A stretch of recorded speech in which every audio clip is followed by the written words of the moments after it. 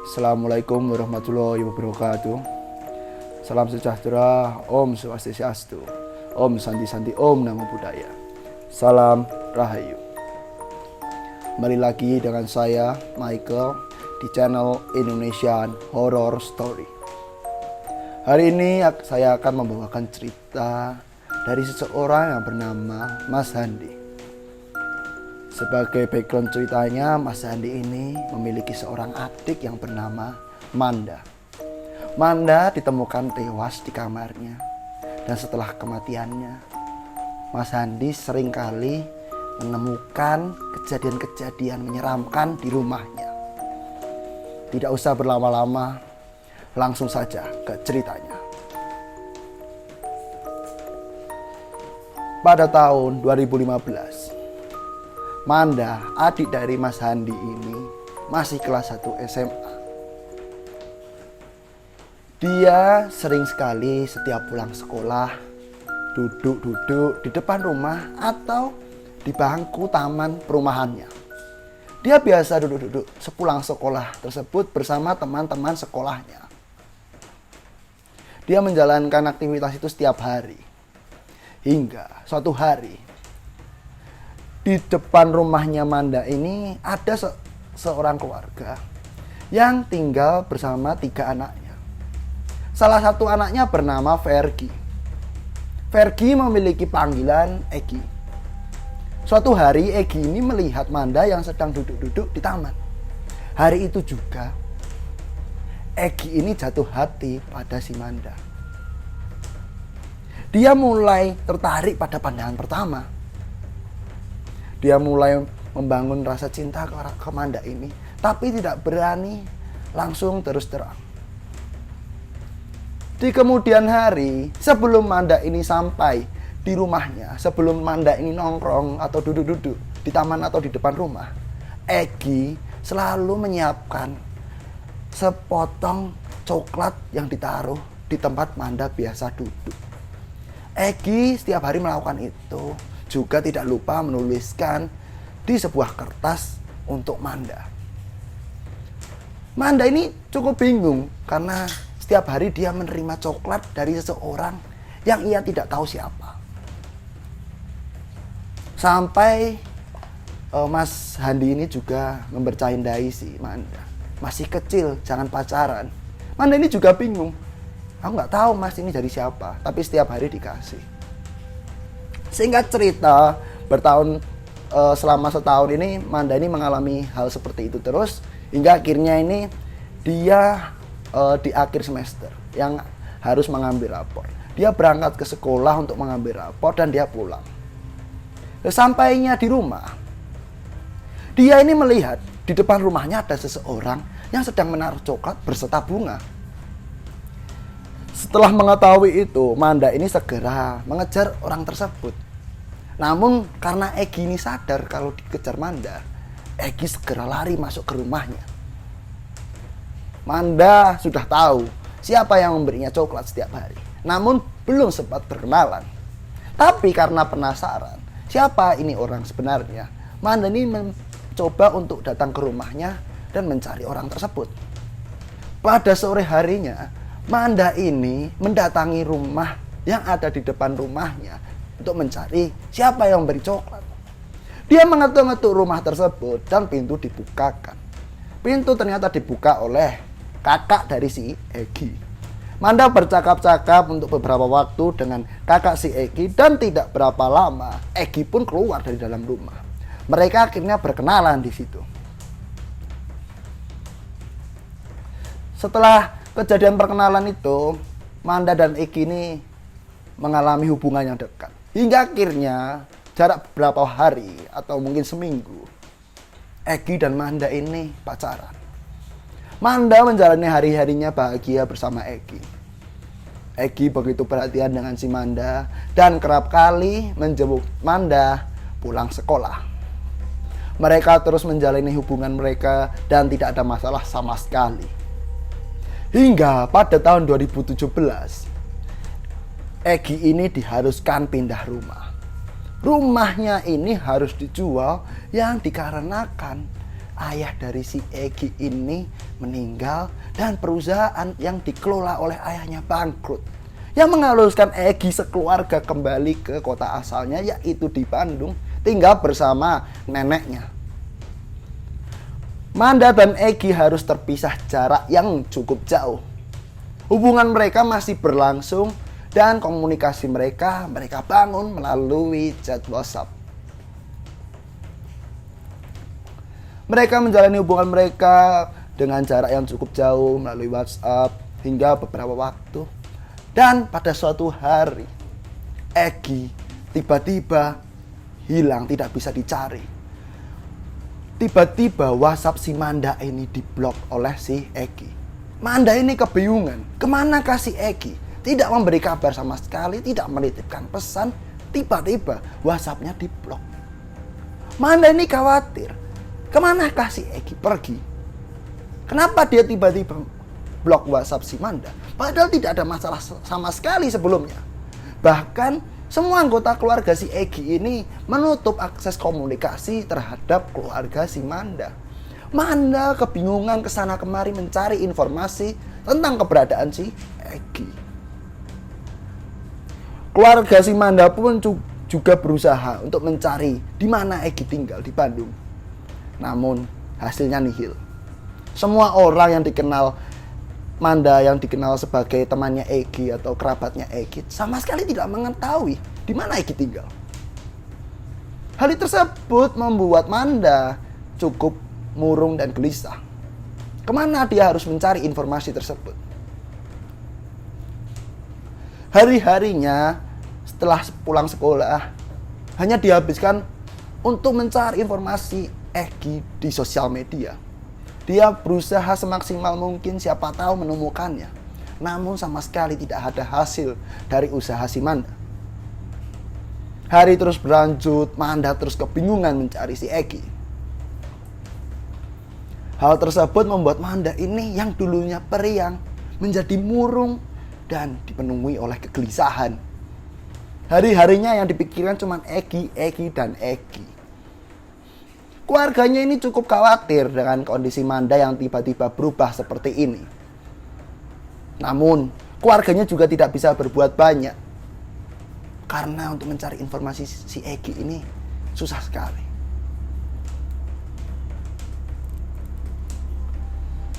Hingga akhirnya Manda ini benar-benar berubah. Manda jadi jarang berkomunikasi dengan orang lain. Jadi jarang mau diajak ngobrol bersama keluarganya. Dia benar-benar terlihat murung sekali. Yang mengakibatkan ayahnya ini yang bekerja di Samarinda harus balik ke Malang. Ayahnya terpaksa pindah kerja ke Malang lagi karena khawatir dengan kondisi anaknya ini.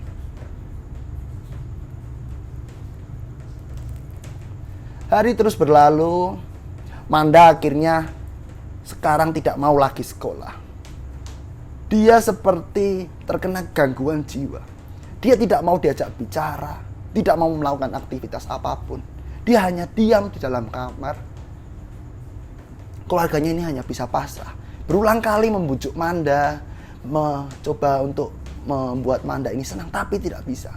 Manda hanya diam dan sesekali menangis.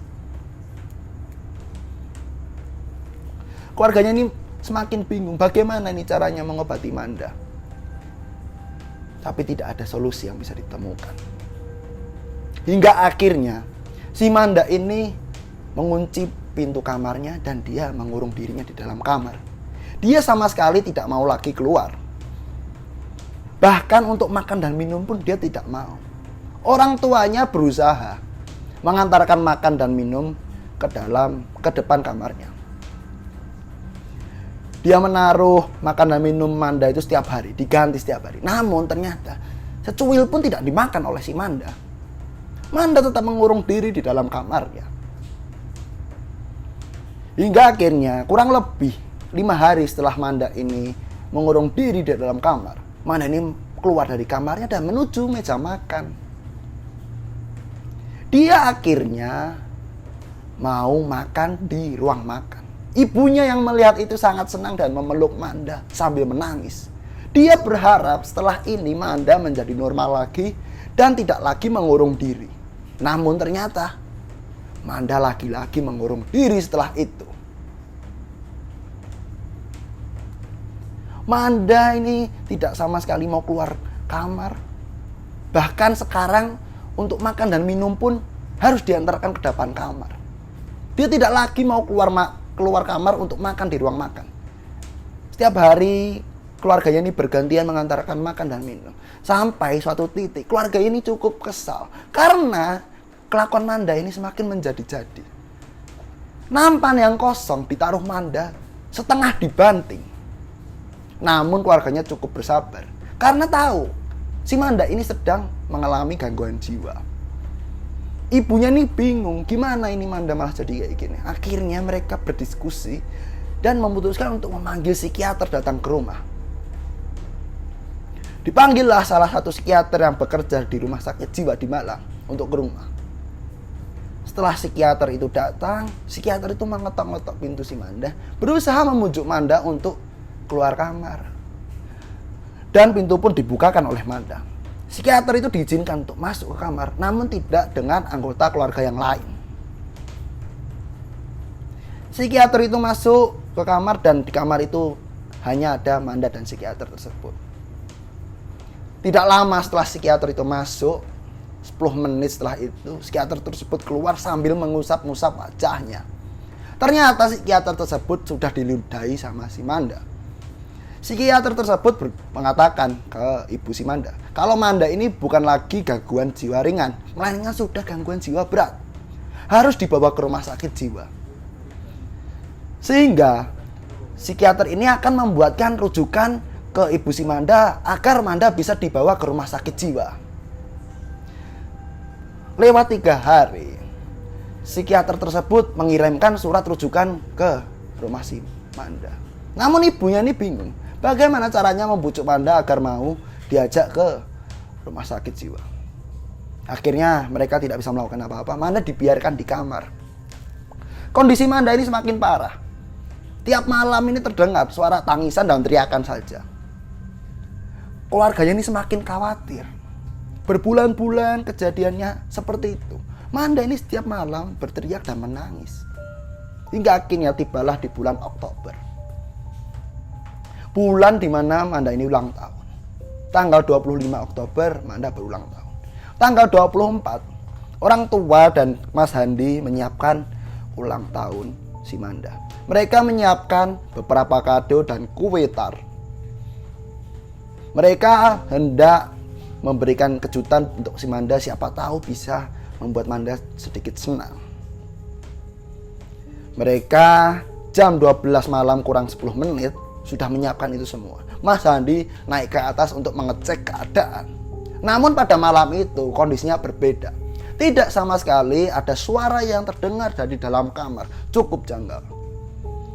Tapi yang didengar Mas Handi adalah suara tali yang bergesek dengan kayu. Mas Handi ini cukup merasa janggal dengan suara tersebut. Namun karena Mas Handi melihat jam sudah mendekati tengah malam, Mas Handi menghiraukan itu dan mengajak keluarganya yang berada di bawah untuk memberi kejutan kepada si Manda. Keluarganya berjalan ke atas sambil menyanyikan lagu Selamat Ulang Tahun. Selama 5 menit keluarganya menyanyikan Selamat Ulang Tahun, tidak ada sama sekali jawaban dari si Manda. Keluarganya ini cukup bingung.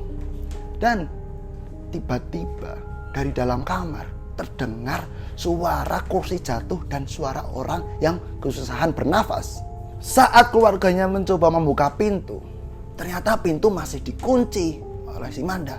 Mereka tuh panik karena suara itu semakin terdengar jelas. Akhirnya diputuskan untuk mendobrak pintu. Akhirnya setelah 15 menit pintu pun berhasil terbuka dan mereka sudah terlambat. Ternyata Manda sudah tewas gantung diri dengan tubuh yang sudah kaku dan lidah menjulur. Ibunya yang melihat itu langsung jatuh pingsan. Ayah si Manda menangis di kasur si Manda. Di kamarnya terlihat penuh sampah yang berserakan. Mas Handi langsung berinisiatif untuk mencari handphonenya dan menelpon polisi dan ambulan. Tidak lama, Manda dibawa ke rumah sakit untuk menjalankan proses autopsi. Polisi datang untuk mengambil foto di TKP. Namun, bekas-bekas Manda gantung diri tidak berani polisi pinggirkan atau ambil sampai hari ini. Jadi kondisi kamar Manda sampai hari ini masih seperti itu, di mana dia ditemukan meninggal gantung diri. Setelah kematian Manda, keluarganya bersedih. Hari terus berjalan hingga akhirnya seminggu setelah kematian si Manda, warga ini mulai resah. Disebabkan beberapa warga memiliki pengakuan kalau sudah berulang kali melihat Manda di depan rumahnya. Salah satu warga berkata, dia melihat Manda ini sedang duduk di depan rumah. Bahkan ada seorang ibu-ibu yang sehabis sholat isya dari musola kampung atau perumahannya hendak menuju rumahnya. Dia berjalan di depan rumahnya Manda dan dia mendapati Manda yang sangat mengerikan menunjukkan diri, yang membuatnya terpingsan di tengah jalan saat itu. Selain itu, ada juga pengalaman menyeramkan yang dialami oleh petugas pengantar paket. Pengantar paket ini sedang mengirimkan paketnya di sebelah rumah Mas Handi. Dia meneriaki pemilik rumah hingga 10 menit, namun tidak ada jawaban sama sekali. Terdengar suara dari sampingnya mengatakan tidak ada orang. Petugas paket tersebut berinisiatif untuk menitipkan paket tersebut ke orang yang berkata tadi. Setelah dia menoleh, didapatinya perempuan yang berleher patah sedang berdiri. Petugas paket tersebut langsung lari meninggalkan motornya keluar perumahan.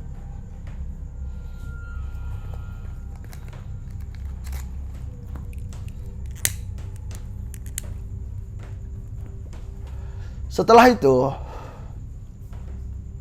ada pengakuan lain dari pemilik rumah yang dulu ditempati oleh keluarga si Egi. Setelah rumah Egi dijual, rumah Egi ini dibeli oleh suatu keluarga yang memiliki 2 anak. Anak yang paling kecil ini perempuan dan tinggal di kamar atas bekas si Egi. Mereka menjalani hidupnya dengan biasa di rumah tersebut hingga pada hari setelah kematian si Manda. Anak dari keluarga tersebut yang tinggal di kamar bekas si Egi selalu mengatakan setiap jam 12 malam dia didatangi oleh seorang perempuan yang ternyata itu adalah Manda. Setelah beberapa kali terus-terusan didatangi, anak yang perempuan itu tidak lagi mau menempati kamar tersebut. Setelah anak tersebut pindah ke kamar orang tuanya, setiap tengah malam terdengar suara tangisan. Padahal kamar tersebut sudah lama kosong. Setelah kejadian tersebut, warga ini sudah tidak lagi melihat sosok Manda hadir di rumah Manda. Tapi warga melihat Manda ini ada di kamar bekas si Egi. Dia kerap kali menampakkan diri di depan atau di dalam kamar si Egi ini. Keluarga Mas Handi ini mengasumsikan Manda ini sudah terjebak di dalam rumah bekas si Egi ini dan menunggu kedatangan si Egi. Keluarganya tidak bisa apa-apa. Manda sampai hari ini masih menunggu kedatangan si Egi. Dia masih menyimpan rasa dendam dan amarahnya terhadap si Egi. Sekian cerita dari Mas Handi kali ini. Cerita yang cukup menyeramkan yang dialami oleh anggota keluarganya sendiri, yaitu adiknya sendiri yang meninggal.